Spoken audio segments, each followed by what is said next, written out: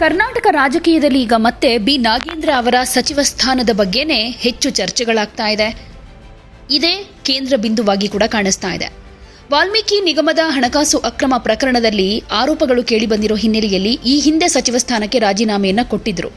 ಈಗ ಮತ್ತೆ ಡಿಕೆ ಶಿವಕುಮಾರ್ ಅವರ ಸಂಪುಟದಲ್ಲಿ ಸ್ಥಾನವನ್ನು ಪಡೆದುಕೊಂಡು ಸಚಿವರಾಗಿದ್ದಾರೆ. ಆದರೆ ಈಗ ಮತ್ತೆ ಅವರ ಸಚಿವ ಸ್ಥಾನವೇ ಕಾಂಗ್ರೆಸ್ ಸರ್ಕಾರಕ್ಕೆ ರಾಜಕೀಯವಾಗಿ ಸವಾಲಾಗುವ ಸಾಧ್ಯತೆ ಕಾಣಿಸ್ತಾ ಇದೆ. ನಾಗೇಂದ್ರ ಅವರು ರಾಜೀನಾಮೆ ಕೊಡಲೇಬೇಕಾದ ಪರಿಸ್ಥಿತಿ ಎದುರಾದರೆ ಏನಾಗಬಹುದು ಅನ್ನುವಂಥ ಒಂದಷ್ಟು ಲೆಕ್ಕಾಚಾರಗಳ ಬಗ್ಗೆ ಚರ್ಚೆಗಳಾಗ್ತಾ ಇದೆ. ಅವರು ರಾಜೀನಾಮೆ ಕೊಡದೇ ಇದ್ರೆ ಕಾಂಗ್ರೆಸ್ಗೆ ಏನು ನಷ್ಟ? ಅವರು ರಾಜೀನಾಮೆ ಕೊಟ್ಟರೆ ಬಿಜೆಪಿಗೆ ಎಷ್ಟು ದೊಡ್ಡ ರಾಜಕೀಯ ಗೆಲುವಾಗಬಹುದು? ನಾಗೇಂದ್ರ ಅವರ ಸ್ಥಾನಕ್ಕೆ ಬಳ್ಳಾರಿ ಭಾಗಕ್ಕೆ ಮತ್ತೆ ಪ್ರಾತಿನಿಧ್ಯ ಕೊಡೋ ಲೆಕ್ಕಾಚಾರದಲ್ಲಿ ಅನ್ನಪೂರ್ಣ ತುಕಾರಾಂ ಅವರಿಗೆ ಏನಾದರೂ ಅವಕಾಶ ಸಿಗಬಹುದಾ ಡಿಕೆ ಸಂಪುಟದಲ್ಲಿ? ಇದೆಲ್ಲದರ ಬಗ್ಗೆ ಒಂದಷ್ಟು ಚರ್ಚೆಗಳಾಗ್ತಾ ಇದೆ. ಮೊದಲನೇದಾಗಿ ಬಿ ನಾಗೇಂದ್ರ ಅವರ ರಾಜಕೀಯ ಹಿನ್ನೆಲೆ ನೋಡೋದಾದರೆ ಅವರೇನು ಸಾಮಾನ್ಯ ರಾಜಕಾರಣಿ ಅಲ್ಲ. ಬಳ್ಳಾರಿ ಭಾಗದಲ್ಲಿ ತಮ್ಮದೇ ಆದ ರಾಜಕೀಯ ನೆಲೆ ಹೊಂದಿರೋ ನಾಯಕ. ಅದರಲ್ಲೂ ವಾಲ್ಮೀಕಿ ಸಮುದಾಯದೊಂದಿಗೆ ಅವರ ರಾಜಕೀಯ ಸಂಪರ್ಕ ಹಾಗೆ ಬೆಂಬಲ ಗಮನಾರ್ಹ. ಹೀಗಾಗಿ ಅವರ ಸಚಿವ ಸ್ಥಾನ ಕೇವಲ ಒಬ್ಬ ವ್ಯಕ್ತಿಯ ಸಚಿವ ಸ್ಥಾನ ಅನ್ನೋದಕ್ಕಿಂತ ಒಂದು ಪ್ರದೇಶದ ಮತ್ತು ಒಂದು ಸಮುದಾಯದ ರಾಜಕೀಯ ಪ್ರಾತಿನಿಧ್ಯದ ಪ್ರಶ್ನೆಯಾಗಿ ಕೂಡ ಕಾಣಿಸುತ್ತೆ. ಆದರೆ ಇದೇ ಸಂದರ್ಭದಲ್ಲಿ ವಾಲ್ಮೀಕಿ ನಿಗಮದ ಅಕ್ರಮ ಪ್ರಕರಣ ಹಾಗೆ ರಾಜಕೀಯ ಭವಿಷ್ಯದ ಮೇಲೆ ದೊಡ್ಡ ನೆರಳನ್ನು ಕೂಡ ಬೀರುತ್ತೆ. ಹಗರಣದ ವಿಚಾರ ಮುನ್ನೆಲೆಗೆ ಬಂದ ಸಂದರ್ಭದಲ್ಲಿ ಅವರು ಸಚಿವ ಸ್ಥಾನ ಕಳೆದುಕೊಂಡಿದ್ರು. ನಂತರ ರಾಜಕೀಯವಾಗಿ ಪರಿಸ್ಥಿತಿ ಬದಲಾದಾಗ ಮತ್ತೆ ಸಂಪುಟದಲ್ಲಿ ಸ್ಥಾನ ಪಡ್ಕೊಂಡ್ರು. ಇದೀಗ ಮತ್ತೊಮ್ಮೆ ಅವರ ಸಚಿವ ಸ್ಥಾನ ಪ್ರಶ್ನೆಯಾಗ್ತಾ ಇದೆ ಅನ್ನೋ ಚರ್ಚೆ ಇದೆ. ಇಲ್ಲಿ ಕಾಂಗ್ರೆಸ್ ಸರ್ಕಾರದ ಮುಂದಿರೋ ದೊಡ್ಡ ಪ್ರಶ್ನೆ ಏನಂದ್ರೆ ನಾಗೇಂದ್ರ ಅವರ ವಿಚಾರದಲ್ಲಿ ಸರ್ಕಾರ ಏನು ನಿರ್ಧಾರ ತೆಗೆದುಕೊಳ್ಬೇಕು ಅನ್ನೋದು. ಇನ್ ಕೇಸ್ ನಾಗೇಂದ್ರ ಅವರು ರಾಜೀನಾಮೆ ಕೊಡದೆ ಸಚಿವರಾಗಿ ಮುಂದುವರೆದ್ರೆ ಪ್ರತಿಪಕ್ಷ ಬಿಜೆಪಿ ಇದನ್ನ ಸುಮ್ಮನೆ ಬಿಡೋ ಸಾಧ್ಯತೆಯಂತೂ ಕಮ್ಮಿ. ಈಗಾಗಲೇ ವಿಧಾನಸಭೆ ವಿಧಾನ ಪರಿಷತ್ನಲ್ಲಿ ಸರ್ಕಾರದ ವಿರುದ್ಧ ವಿವಿಧ ವಿಚಾರಗಳನ್ನು ಮುಂದಿಟ್ಕೊಂಡು ಆಕ್ರಮಣಕಾರಿ ಹೋರಾಟ ನಡೆಸ್ತಾ ಇದೆ. ಅದರಲ್ಲಿ ಬರೀ ನಾಗೇಂದ್ರ ಅವರ ವಿಚಾರವೇ ಅಂದ್ರೆ ರಾಜೀನಾಮೆ ಅವರು ಕೊಡಲೇಬೇಕು ಅಂತ ಏನು ವಿಪಕ್ಷಗಳು ಹಠ ಹಿಡಿದಿವೆ, ಇದೇ ವಿಚಾರ ಹೆಚ್ಚು ಮುನ್ನೆಲೆಗೆ ಬಂದಿರೋದು. ಅದರಲ್ಲೂ ವಾಲ್ಮೀಕಿ ನಿಗಮದ ಪ್ರಕರಣವನ್ನ ಮತ್ತೆ ರಾಜಕೀಯವಾಗಿ ಜೀವಂತಗೊಳಿಸುವ ಅವಕಾಶ ಅಂತೂ ಬಿಜೆಪಿಗೆ ಸಿಗಬಹುದು. ರಾಯಚೂರಿನಿಂದ ಬಳ್ಳಾರಿ ತನಕ ಪಾದಯಾತ್ರೆ ನಡೆಸುವಂತಹ ಬಿಜೆಪಿ ಯೋಜನೆ ಕೂಡ ಇದೇ ಸಂದರ್ಭದಲ್ಲಿ ಮಹತ್ವ ಪಡೆದುಕೊಳ್ಳುತ್ತೆ. ಒಂದು ಪಾದಯಾತ್ರೆ ಅಂದರೆ ಕೇವಲ ನಾಯಕರ ಸಂಚಾರ ಆಗಿರುವುದಿಲ್ಲ, ಅದು ಜನರ ನಡುವೆ ಹೋಗಿ ಒಂದು ರಾಜಕೀಯ ಸಂದೇಶವನ್ನ ಬಲವಾಗಿ ತಲುಪಿಸೋ ಪ್ರಯತ್ನ. ವಿಶೇಷವಾಗಿ ಉತ್ತರ ಕರ್ನಾಟಕದಲ್ಲಿ ಸರ್ಕಾರದ ವಿರುದ್ಧ ಜನಾಭಿಪ್ರಾಯ ನಿರ್ಮಾಣ ಮಾಡೋದಕ್ಕೆ ಬಿಜೆಪಿ ಇದನ್ನು ಬಳಸಿಕೊಳ್ಳಬಹುದು. ರಾಯಚೂರು ಬಳ್ಳಾರಿ ಸೇರಿದ ಹಾಗೆ ಈ ಭಾಗದಲ್ಲಿ ಸ್ಥಳೀಯ ರಾಜಕೀಯ ವಿಚಾರಗಳು ಬಹಳ ಸೂಕ್ಷ್ಮವಾಗಿವೆ. ಇಂತಹ ಸಂದರ್ಭದಲ್ಲಿ ಒಂದು ದೊಡ್ಡ ರಾಜಕೀಯ ಪಾದಯಾತ್ರೆ ನಡೆದರೆ ನಾಗೇಂದ್ರ ಪ್ರಕರಣ ಕೂಡ ಅದರ ಪ್ರಮುಖ ರಾಜಕೀಯ ಅಸ್ತ್ರವಾಗೋ ಸಾಧ್ಯತೆ ಇದೆ. ಬಿಜೆಪಿ ಜನರ ಮುಂದೆ ಒಂದು ಪ್ರಶ್ನೆ ಇಡಬಹುದು. ಆರೋಪಗಳು ಎದುರಾದಾಗ ಸಚಿವ ಸ್ಥಾನ ಕಳೆದುಕೊಂಡ ವ್ಯಕ್ತಿಗೆ ಮತ್ತೆ ಸಚಿವ ಸ್ಥಾನ ಯಾಕೆ ಕೊಡಲಾಯಿತು? ಹೀಗೆ ಈ ಪ್ರಶ್ನೆಯನ್ನ ಎಷ್ಟು ಪರಿಣಾಮಕಾರಿಯಾಗಿ ಜನರ ಮುಂದೆ ಕೊಂಡೊಯ್ಯುತ್ತೆ ಅನ್ನೋದು ಕಾಂಗ್ರೆಸ್ಗೆ ಸವಾಲಾಗಿ ಪರಿಣಮಿಸುತ್ತೆ.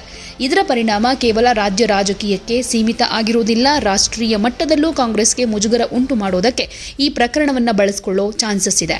ವಿಶೇಷವಾಗಿ ತನಿಖಾ ಸಂಸ್ಥೆಗಳ ವಿಚಾರ ಮತ್ತೆ ಮುನ್ನೆಲೆಗೆ ಬಂದರೆ ರಾಜಕೀಯ ಒತ್ತಡ ಇನ್ನಷ್ಟು ಜಾಸ್ತಿ ಆಗಬಹುದು. ಇಡಿ ಅಥವಾ ಸಿಬಿಐ ತನಿಖೆಯಂತಹ ವಿಚಾರಗಳು ಮತ್ತೆ ಚರ್ಚೆಗೆ ಬಂದರೆ ಕಾಂಗ್ರೆಸ್ ಸರ್ಕಾರ ಪ್ರತಿಯೊಂದು ಹೆಜ್ಜೆಯನ್ನು ಬಹಳ ಎಚ್ಚರಿಕೆಯಿಂದ ಇಡಬೇಕಾದ ಪರಿಸ್ಥಿತಿ ಎದುರಾಗಬಹುದು.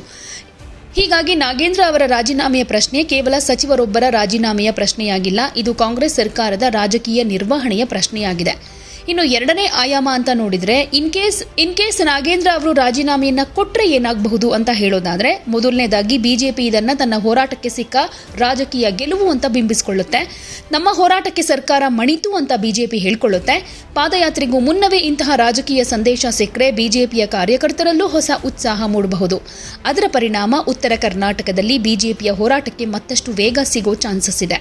ಆದರೆ ಕಾಂಗ್ರೆಸ್ಗೂ ಒಂದು ರೀತಿಯಲ್ಲಿ ಇದು ಡ್ಯಾಮೇಜ್ ಕಂಟ್ರೋಲ್ ಆಗಬಹುದು. ಯಾಕಂದ್ರೆ ರಾಜೀನಾಮೆ ಕೊಡೋದ್ರಿಂದ ಸರ್ಕಾರದ ಮೇಲೆ ಬರ್ತಾ ಇರೋ ನೇರ ರಾಜಕೀಯ ಒತ್ತಡವನ್ನ ಕಮ್ಮಿ ಮಾಡಿಕೊಳ್ಳಬಹುದು, ವಿರೋಧ ಪಕ್ಷದ ಪ್ರಮುಖ ಅಸ್ತ್ರವೊಂದನ್ನ ಕಿತ್ಕೊಳ್ಬಹುದು. ಆದರೆ ಇಲ್ಲೇ ಇನ್ನೊಂದು ದೊಡ್ಡ ಪ್ರಶ್ನೆ ಎದುರಾಗುತ್ತೆ. ಅದೇನಂದ್ರೆ ನಾಗೇಂದ್ರ ಅವರ ಸ್ಥಾನಕ್ಕೆ ಯಾರು ಅನ್ನೋದು. ಬಳ್ಳಾರಿ ಭಾಗದ ರಾಜಕೀಯ ಪ್ರಾತಿನಿಧ್ಯವನ್ನ ಕಾಂಗ್ರೆಸ್ ಯಾವ ರೀತಿ ಬ್ಯಾಲೆನ್ಸ್ ಮಾಡುತ್ತೆ ಅಂತ ನೋಡೋದಾದ್ರೆ ಇಲ್ಲಿ ಅನ್ನಪೂರ್ಣ ತುಕಾರಾಂ ಅವರ ಹೆಸರು ಮುನ್ನೆಲೆಗೆ ಬರ್ತಾ ಇದೆ. ಇನ್ ಕೇಸ್ ನಾಗೇಂದ್ರ ಅವರು ಸಚಿವ ಸ್ಥಾನಕ್ಕೆ ರಾಜೀನಾಮೆ ಕೊಟ್ಟರೆ ಬಳ್ಳಾರಿ ಭಾಗಕ್ಕೆ ಮತ್ತೆ ಸಚಿವ ಸಂಪುಟದಲ್ಲಿ ಪ್ರಾತಿನಿಧ್ಯ ನೀಡಬೇಕು ಅನ್ನೋ ರಾಜಕೀಯ ಒತ್ತಡ ಸಹಜವಾಗಿ ಎದುರಾಗಬಹುದು. ಆ ಸಂದರ್ಭದಲ್ಲಿ ಅನ್ನಪೂರ್ಣ ತುಕಾರಾಂ ಅವರಿಗೆ ಸಚಿವ ಸಂಪುಟದಲ್ಲಿ ಅವಕಾಶ ನೀಡೋ ಸಾಧ್ಯತೆಯ ಲೆಕ್ಕಾಚಾರ ಕೂಡ ರಾಜಕೀಯ ವಲಯದಲ್ಲಿ ಚರ್ಚೆಗೆ ಬರಬಹುದು. ಇದು ಕೇವಲ ಒಂದು ವ್ಯಕ್ತಿಗೆ ಸಚಿವ ಸ್ಥಾನ ನೀಡೋ ವಿಚಾರ ಅಲ್ಲ. ಪ್ರದೇಶವಾರು ಸಮೀಕರಣ, ಸಮುದಾಯದ ಪ್ರಾತಿನಿಧ್ಯ, ಮಹಿಳಾ ಪ್ರಾತಿನಿಧ್ಯ ಹಾಗೆ ಸ್ಥಳೀಯ ರಾಜಕೀಯ ಸಮತೋಲನ, ಈ ಎಲ್ಲ ಅಂಶವನ್ನ ಕಾಂಗ್ರೆಸ್ ಪರಿಗಣಿಸಬೇಕಾಗತ್ತೆ. ಸೊ ಈಗ ಇನ್ನೊಂದು ಮೂರನೇ ಆಯಾಮಕ್ಕೆ ಬರೋದಾದ್ರೆ ನಾಗೇಂದ್ರ ಅವರು ಸ್ವತಃ ಏನು ಮಾಡಬಹುದು ಅನ್ನೋದು, ಇದೇ ಬಹಳ ಇಂಪಾರ್ಟೆಂಟ್. ಯಾಕಂದ್ರೆ ನಾಗೇಂದ್ರ ಅವರು ಮಹತ್ವಾಕಾಂಕ್ಷಿ ನಾಯಕ, ರಾಜಕೀಯವಾಗಿ ತಮ್ಮದೇ ಆದ ನೆಲೆಯನ್ನ ಕಟ್ಕೊಂಡಿರೋ ನಾಯಕ, ಒಮ್ಮೆ ಸಚಿವ ಸ್ಥಾನ ಕಳೆದುಕೊಂಡು ಮತ್ತೆ ಸಚಿವ ಸಂಪುಟಕ್ಕೆ ಬಂದಿರೋ ವ್ಯಕ್ತಿಯವರು. ಹೀಗಿರುವಾಗ ಮತ್ತೊಮ್ಮೆ ಸಚಿವ ಸ್ಥಾನದಿಂದ ಹಿಂದೆ ಸರಿಯೋದು ಅವರಿಗೆ ರಾಜಕೀಯವಾಗಿ ಸುಲಭವಾದ ನಿರ್ಧಾರ ಆಗಿರೋದಿಲ್ಲ. ಅವರ ಮುಂದೆ ಎರಡು ರೀತಿ ಒತ್ತಡಗಳಿರಬಹುದು. ಒಂದು ಕಡೆ ಪಕ್ಷದ ಹೈಕಮಾಂಡ್ ಮತ್ತು ಸರ್ಕಾರದ ರಾಜಕೀಯ ಲೆಕ್ಕಾಚಾರ, ಇನ್ನೊಂದು ಕಡೆ ತಮ್ಮದೇ ರಾಜಕೀಯ ಭವಿಷ್ಯ ಮತ್ತು ಬೆಂಬಲಿಗರ ನಿರೀಕ್ಷೆ. ಒಂದು ವೇಳೆ ಅವರು ರಾಜೀನಾಮೆ ಕೊಟ್ಟರೆ ತಮ್ಮ ವಿರುದ್ಧದ ಆರೋಪಗಳಿಗೆ ನೈತಿಕ ಹೊಣೆ ಹೊತ್ತು ರಾಜೀನಾಮೆ ಕೊಟ್ಟಿದ್ದಾರೆ ಅಂತ ರಾಜಕೀಯ ನಿರೂಪಣೆ ಒಂದು ಕಡೆ ಬರಬಹುದು. ಆದರೆ ಮತ್ತೊಂದು ಕಡೆ ರಾಜಕೀಯ ಒತ್ತಡಕ್ಕೆ ಮಣಿದು ಸಚಿವ ಸ್ಥಾನ ಕಳೆದುಕೊಂಡ್ರು ಅನ್ನೋ ನಿರೂಪಣೆ ಕೂಡ ಬರಬಹುದು. ಹೀಗಾಗಿ ನಾಗೇಂದ್ರ ಅವರಿಗೂ ಇದು ಸುಲಭವಾದ ನಿರ್ಧಾರ ಅಲ್ಲ. ಇನ್ನೊಂದು ಕಡೆ ರಾಜೀನಾಮೆ ಕೊಡದೆ ಮುಂದುವರೆದು ಬಿಟ್ರೆ ಬಿಜೆಪಿ ನಿರಂತರವಾಗಿ ಈ ವಿಚಾರವನ್ನ ಸದನದ ಒಳಗೂ ಹೊರಗೂ ಪ್ರಸ್ತಾಪ ಮಾಡಿ ಕಾಂಗ್ರೆಸ್ಗೆ ಮುಜುಗರ ಉಂಟಾಗೋ ಸನ್ನಿವೇಶವನ್ನ ಕ್ರಿಯೇಟ್ ಮಾಡಬಹುದು. ಜೊತೆಗೆ ರಾಯಚೂರು ಬಳ್ಳಾರಿ ಪಾದಯಾತ್ರೆ ನಡೆದ್ರೆ ಪ್ರಕರಣ ಮತ್ತೊಮ್ಮೆ ಜನರ ಚರ್ಚೆಗೆ ಬರೋ ಸಾಧ್ಯತೆ ಹೆಚ್ಚಾಗುತ್ತೆ. ಅಂದ್ರೆ ನಾಗೇಂದ್ರ ಅವರು ಸಚಿವರಾಗಿ ಮುಂದುವರೆದ್ರೂ ರಾಜಕೀಯ ಒತ್ತಡ, ರಾಜೀನಾಮೆಯನ್ನ ಕೊಟ್ಟರೂ ರಾಜಕೀಯ ನಷ್ಟ. ಸೊ ಈಗ ಅವರ ಮುಂದಿರೋ ದೊಡ್ಡ ಸವಾಲು ಇದೆ. ಸೊ ಕಾಂಗ್ರೆಸ್ ದೃಷ್ಟಿಕೋನದಿಂದ ನೋಡೋದಾದ್ರೆ ಕಾಂಗ್ರೆಸ್ ಸರ್ಕಾರಕ್ಕೆ ಇಲ್ಲಿ 3 ವಿಷಯಗಳನ್ನು ಬ್ಯಾಲೆನ್ಸ್ ಮಾಡಬೇಕು. ಒಂದನೇದು ಆಡಳಿತದ ಮೇಲೆ ಆರೋಪಗಳ ನೆರಳು ಬೀಳದ ಹಾಗೆ ನೋಡ್ಕೊಳ್ಳೋದು. ಎರಡನೇದು ಬಿಜೆಪಿಗೆ ಅನಗತ್ಯ ರಾಜಕೀಯ ಅಸ್ತ್ರ ಸಿಗದ ಹಾಗೆ ತಡೆಯೋದು. ಮೂರನೇದು ಬಳ್ಳಾರಿ ಸೇರಿದ ಹಾಗೆ ಉತ್ತರ ಕರ್ನಾಟಕದ ರಾಜಕೀಯ ಸಮೀಕರಣವನ್ನ ಸಮತೋಲನದಲ್ಲಿಡೋದು. ಈ ಮೂರನ್ನೂ ಒಂದೇ ಟೈಮ್ನಲ್ಲಿ ಬ್ಯಾಲೆನ್ಸ್ ಮಾಡೋದು ಅಷ್ಟೊಂದು ಈಸಿ ಅಲ್ಲ. ಇನ್ ಕೇಸ್ ನಾಗೇಂದ್ರ ಅವರಿಗೆ ಸಚಿವ ಸ್ಥಾನ ಮುಂದುವರಿಸೋದಕ್ಕೆ ಅವಕಾಶ ಕೊಟ್ಟರೆ ಬಿಜೆಪಿ ಇದನ್ನು ದೊಡ್ಡ ವಿಷಯವನ್ನಾಗಿ ಮಾಡಬಹುದು.